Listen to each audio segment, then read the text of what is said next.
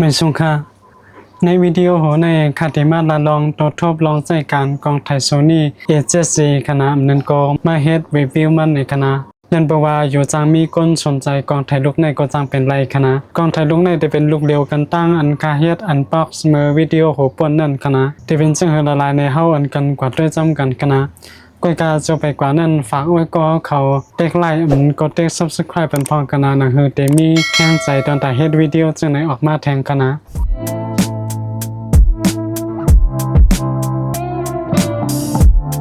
ในวิดีโอในคาเดลาลองอันคาตดทบมาเยาก่อนคาใจมากำนำกันนะกวยการคำป้อสดใจได้คาเต็มป้อลัดป้ากันนะเยาก็มีคอไรดีพองเยาก็มีคอละลายอันมีลองยบย่อมมันในกันนะนั่งเฮอเตเฮียไทยไว้ก็เขาเต็บตัดเส้นใจไรไงว่ากองไทยลูกในเตเรียบตอนตาเจ้าเก่าห้ามเรียบตอนตาเจ้าเก่าในกันนะ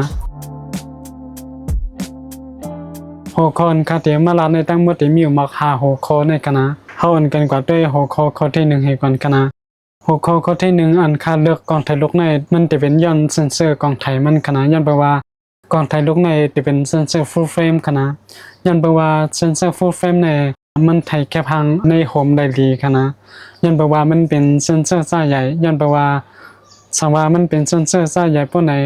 ลองจัดการหน่อยสว่าลองใส่ ISO มันว่าฉะนั้นมันเฮ็ดอะไรดีกันนะย้อนแปลว่าเซนเซอร์มันใหญ่นั่นกันนะเพียงลองนึงก็ย้อนแปลว่ากองแทนค่าใส่อันพวกไหนมันเป็นกองไทยแคนนอนกันนะยาวก็เซนเซอร์มันเล็กช่างว่าค่ากว่าไทยในความพวกไหน ISO มันได้ขึ้นสูงกันนะเพราะว่า ISO มันขึ้นสูงพวกไหนเพราะว่าเฮามามีสีมันเต็มดีด้วย8กำเดียวกันนะเป็นสำหรับไฟล์เฮาไทยมานั้นเป็นไฟล์โลก็ยาวกันนะเพราะว่าเฮามามีไหนมันจะมีหยาบกันนะย้อนนั่นแหละ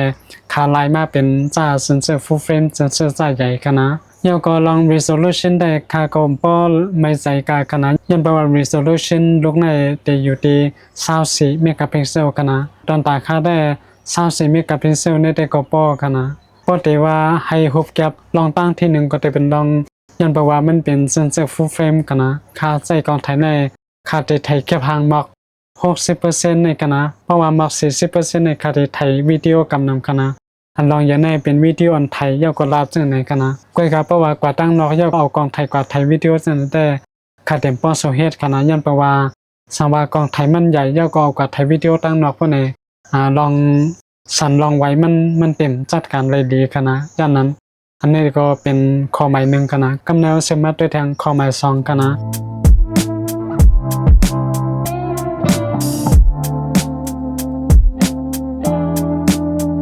ข้อหมาย2ก็จะเป็นย้อนมันไทยวิดีโอเลยดีกันนะ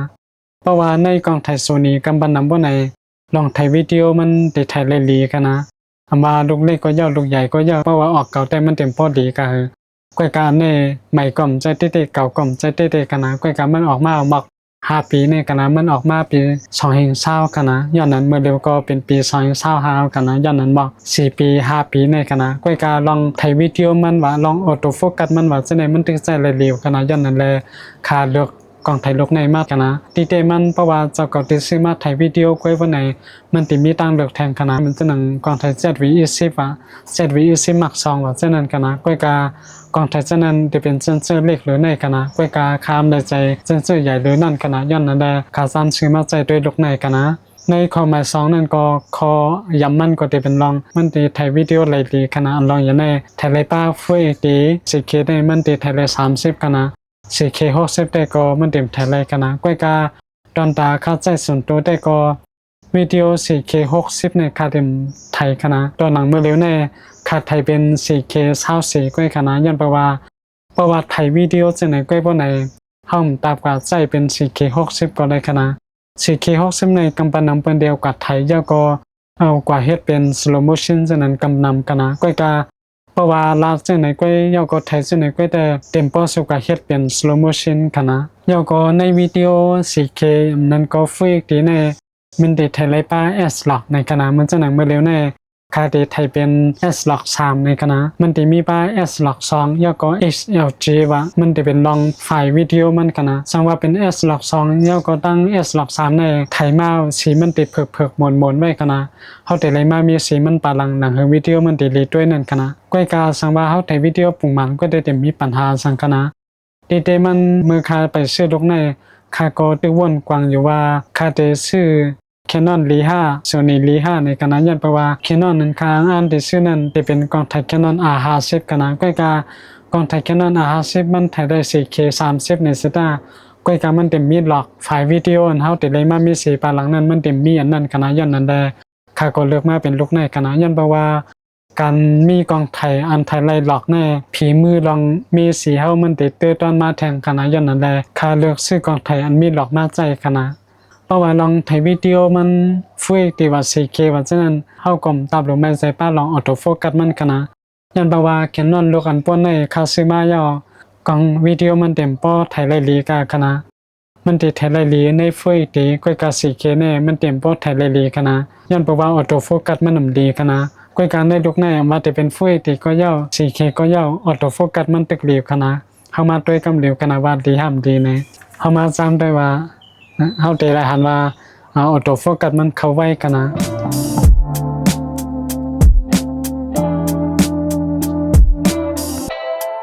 ย้อนไปว่ากล้องถ่าย Canon อันค่าใช้อันป่นในสังว่าค่ายกของขึ้นมาบ่ไหนน่ะคือโฟกัสมันเตโฟกัสอันในนั้น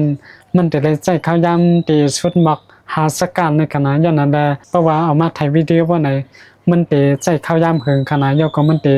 จางเฮ็ดให้เฮาสุกสักในขณะย้อนนั้นแหละค่าลายแปดขณะอันนั้นก็จะเป็นหัวข้อที่2อันเขาเลือกมาใจก่อนถ่ายสั้นในคณะ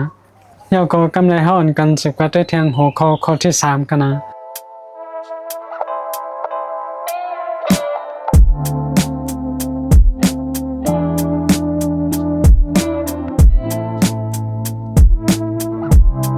หัวข้อที่3ก็จะเป็นรองตัวเครื่องมันขนาดย้อนไปว่าก่อนถ่ายลงในตัวเครื่องมันเล็กขนาด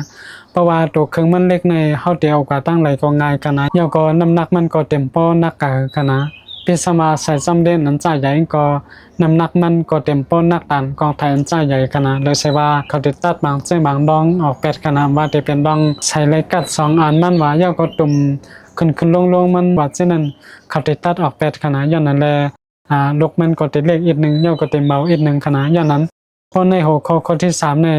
จะเป็นรองว่ามันลุกเล็กเจ้าก็มันเบาขนาดยันเพราะว่ามาเพราะเฮาก็ไทยแคบหางสถิติในเพราะว่ากองไทยเฮาใหญ่ในเพราะเปิ้นหันในเปิ้นเต็มเพราะเอาปันเข้ากับไทยกันนะก็กะเพราะว่ากองไทยเฮาเล็กปานใดเขาก็เต็มเพราะทางเปิ้นก็เขาก็ติปันเฮาเอากับไทยกันนะยาวก็แทงลงนึงก็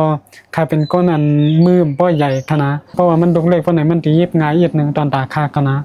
ยันนั้นอันนี้จะเป็นข้อที่3กันนะ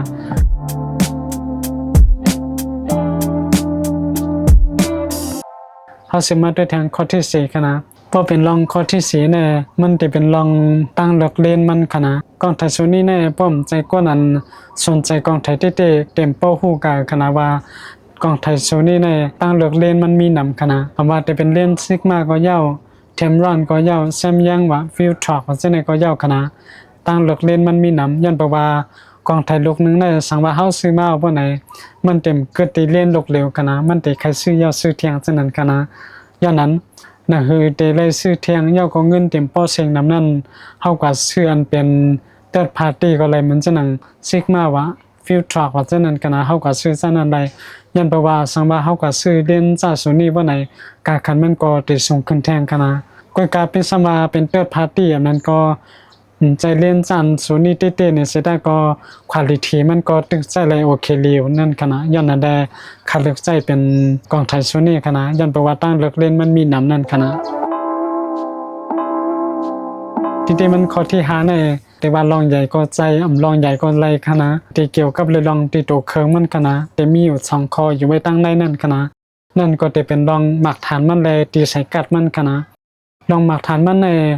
ลูกในติดใจหมักฐานใจใหญ่ขนาดติดใจเป็นหมักฐาน NPFZ 1ปากในคณะจำหนังข้อมูลอันเขาจะไม่ได้เตไทยไลแค่พัง6ปาก80ในการสร้างหมักมันเต็ม1ปอกคณะจำหนังข้าจำใจด้วยแต่ลูกเหลวในไรว่าอยู่ไรตั้งวันคณะย่อก็ประวัติไทยวิดีโอป้าได้เต็มอยู่ไรตั้งวันคณะย่อประว่าการไทยวิดีโอเนี่ยมันได้กินไฟมันหนำอีกนึงคณะย้อนนั้นตอนตาข้าได้ค่าถ่ายวิดีโอกำพองเย่าก็ถ่ายแค่พังรายวันนำไว้กันนะเพราะว่าลองหมักฐานมันแต่ห้ามตับลงไม่ใจกันนะเป็นสมามีลูกเหลวก็ขนาดเย่าก็แทงคนนึงก็ลายสร้างหมักฐานมันก็รายวันใจตอนตากับย่ำเดียวขนาด ตอนแต่กับย่ำเลี้ยวซึ่งขลาพวกไหนที่สร้างมันก็จะเป็นหู USB Type C ในกันนะสังว่ามาเข้าหมดว่าจะไหนย่อก็เขามีเผาแป้งว่าจะไหนเขาก็เสพมาตีเผาแป้งย่อก็เสพเข้ากองไถไรกำเดียวกันนะเขาก็สร้างกว่าไรกำเดียวกันนะเป็นสังว่าเขามีหมากมัน2 ลูกในเซต้าก็เขาสร้างตีกองไถ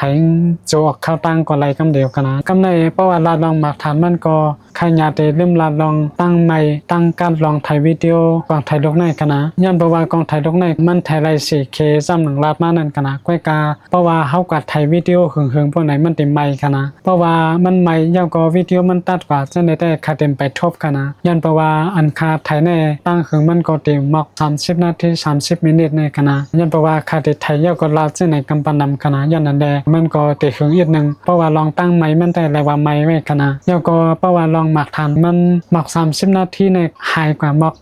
40% 30% ในขนาดจำหนังคาด้วยแต่เพราะว่าเดียวกว่าไทยวิดีโอเต้ๆเพราะไหนแต่ตัวรีฟมีไว้หมัก2 ลูกในขนาดย่อก็ลองไทยมันแต่ก็ไทยหมัก15 นาที15 มินิใน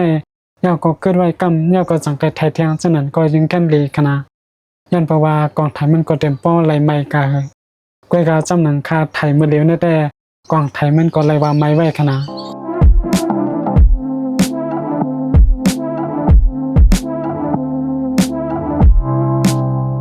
ข้อที่5ข้อหมาย2ก็จะเป็นลองที่ใส่กัดมันขนาดยันแปลว่ากองแทนคายามใจมาตั้งหมดในที่ใส่กัดมันกำนำมันตีอยู่ที่ทิมใส่หมักฐานมันกันนะเพราะว่ามาเข้าหมดอันนั้นก็กัดเท่าเต็มว่าจะในตาเตียวออกมานี่มันเอาออกหยาบขนาดย่อก็มันสุกสักก้อยกากองไทยลูกแนมที่ใส่กัดนั้นอยู่ตั้งคางที่ใส่หมากนั้นอยู่ตั้งไตฉะนั้นมันอยู่ก็ตี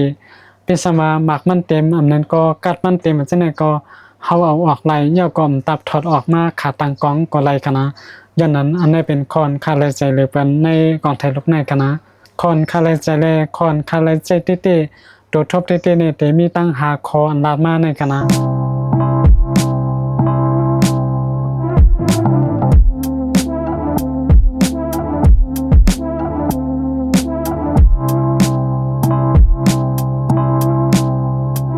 กำในเข้ามาด้วยดินขอถูกรีวนด้วยยาวก็ลาซึก็ว่าจะเป็นขอยบย่อมมันนั่นคณะขาหามา3 ข้อคณะขอยบย่อมมันข้อที่1ก็จะเป็นลองเตือนหน้าจอมันคณะกองไทยลูกแน่พี่สมามันเตือนหน้าจอเลยสิได้ก้อยการมันเตือนหน้าจอเลยตอนตาให้มันโฟกัสก้อยคณะลองเต็กเมนูมันว่าจะในเฮาแต่เลยเต็กตรงมันก้อยคณะเพราะว่าเสื้อปานเลยได้เฮาเต็มเต็กเลยเซเมียวคณะยันเพราะว่ากองไทยลูกในออกมาคือเงาคณะจำหลังลาดไว้นั่นคณะมันออกมาปี2020คณะยันเพราะว่ากองไทยส่วนนี้ในป้อมเจนออกมากับย่ำเดี๋ยวในเขาเต็มใช้มาปันป้าอันเตือนหน้าจอมันไหลคณะอันนี้ก็จะเป็นคอยบย่อมมันยันเพราะว่าก้นย้ำใจกองไทยแคนนอนมาเพราะไหนเพราะว่าเฮาไกลขึ้น ISO มันว่าชับชัดเตอร์มันว่าจังได๋เฮาก็เทคหน้าจอมันไหลกำเดียวคณะก้อยกับลูกในเฮาเต็มเฮียนไหลคณะก้อยกับตอนตาคาได้ข้ามป้อเลือดไม่กะคณะเขาในยันเพราะว่าตอนตาคาใจได้ขาเต็กตุ่มมันกำปานำคณะลองเทคหน้าจอมันว่าจังได๋ข้ามป้อโซเฮ็ดคณะ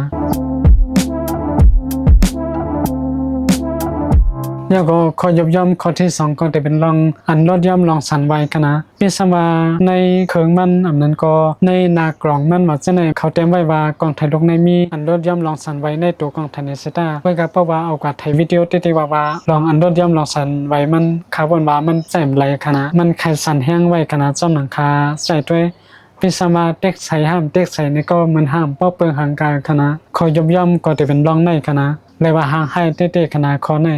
ย้อนเพราะว่าสังว่าเฮาได้ซื้อมาย่อก็ออกกับไทยวิดีโอตั้งนอกเต้ๆว่าย่อก็ยิบไทยก้อยป้อไหนลงในเต็มเรียบตอนตาก้นนั่นกันนะตอนตาค่าได้ค่าเต็มป้อใจไรกะหือย้อนเพราะว่ากำปานำค่าได้ตั้งกองไทยย่อก็ลาดซิไหนก้อยคณะเพราะว่าเอากับไทยตั้งนอกเต้ๆแต่ค่าได้ไทยเป็นปอกเป็นไรก้อยคณะค่าเต็มป้อเอากวาดไทยให้เป็นการเป็นงานเต้ๆคณะข้อในก็ไว้ก็เขาถูกรีวนด้วยลีคณะสวัสดีซื้อมา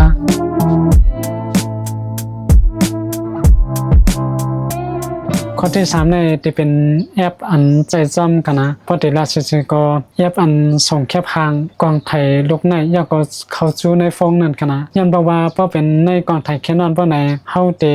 ส่งอ้นฝ่ายแคบหางฝ่ายล่อย่อก็เจแพกไรกันนะก้อยกับเพราะเป็นในกองไทยโซนี้ในเฮาเตส่งแคบหางไรเป็นฝ่ายเจแพกเมียวเร็วก้อยกันนะเพราะว่าเป็นฝ่ายล่อเฮาไขอ้วนย่อก็ ออกมามีสีในฟงเฮาบ่ไหนเฮาได้เลยเสพสายเอาไว้ขนาดเสพสายซึ่งเวลาบ่ไหน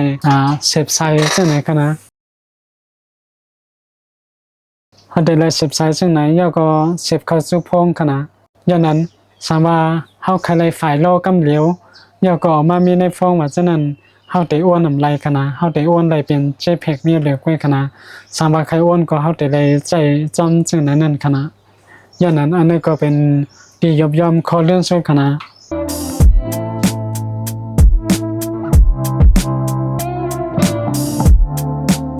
ไว้ก็กำลังซื้อแต่ก็จะจับใส่รองห่างพังกองไทยลูกในก็จังมีคณะก้วยกากองไทยลูกในจอมตัวเครื่องมันก็เต็มป้อมีเจเหมือนกองไทยจ่ายใหญ่อิงคณะมันฉะนั้นกองไทยลูกในคณะ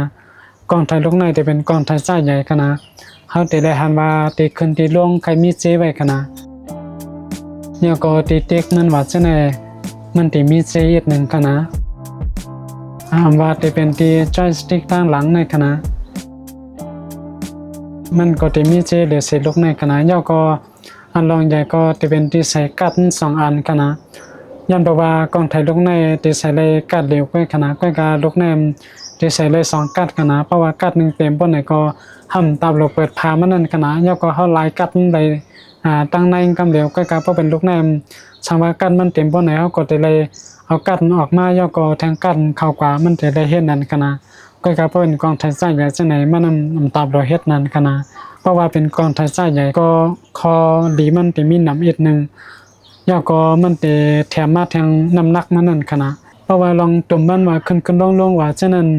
มันจะมีเจตานกองไทยใส่ใหญ่จังไหนคณะอันลาดมาตั้งหมดในก็จะเป็นคอนคาไลใจเลย